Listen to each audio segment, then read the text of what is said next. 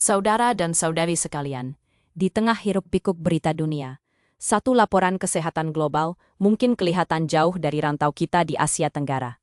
Namun, wabak penyakit berjangkit, di mana sahaja ia berlaku, membawa ancaman yang tidak mengenal sempadan.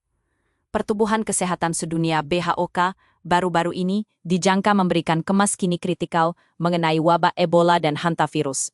Satu perkembangan yang wajib kita perhatikan, karena ia menggarisbawahi kerapuhan kesehatan global yang boleh memberi kesan langsung kepada keselamatan dan kestabilan negara-negara ASEAN.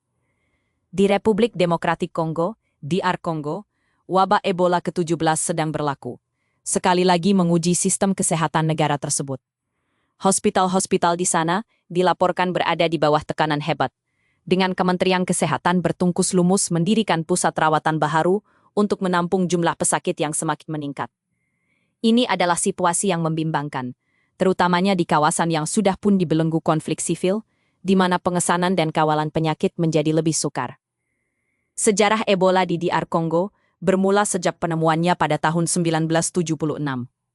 Dunia pernah menyaksikan betapa dahsyatnya virus ini ketika wabak besar melanda Afrika Barat antara 2014 dan 2016, meragut lebih 11.000 nyawa, dan menjangkiti puluhan ribu individu, merentasi Guinea, Liberia, dan Sierra Leone.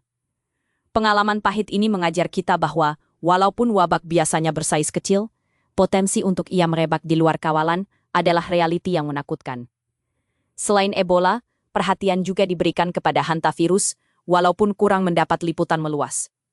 Kewujudan pelbagai ancaman penyakit berjangkit secara serentak adalah peringatan tentang kerentanan kita sebagai komunitas global. Mengapa semua ini penting untuk Asia Tenggara? Pelajaran dari pandemik global baru-baru ini masih segar dalam ingatan kita.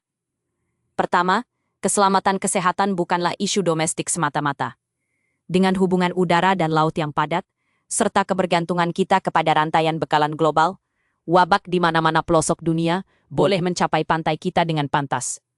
Negara-negara ASEAN perlu memastikan sistem kesehatan awam mereka teguh, dengan kapasiti ujian, pengesanan, dan rawatan yang mantap.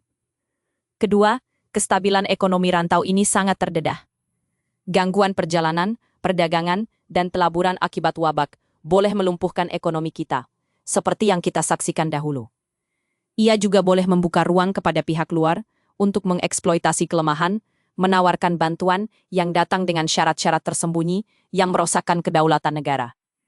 Ketiga, pentingnya multilateralisme dan undang-undang antara bangsa. Peranan BHOK dan agensi global lain dalam menyelaraskan tindak balas kesehatan global adalah tidak dapat dinafikan.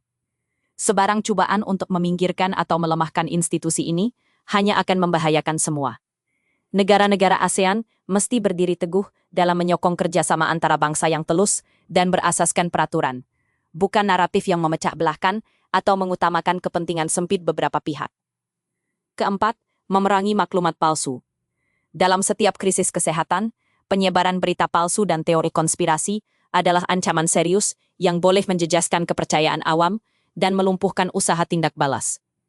Kita harus berwaspada dan menolak naratif yang sengaja mengelirukan, terutamanya yang bertujuan untuk memanipulasi pandangan awam demi agenda politik tertentu. Wabak di DR Kongo, walaupun jauh, adalah peringatan yang jelas. Dunia saling berkaitan. Bagi ASEAN, ia adalah seruan untuk terus memperkukuh kedaulatan kita, membina ketahanan kesehatan yang kolektif, dan bekerja sama secara jujur dan telus di peringkat global.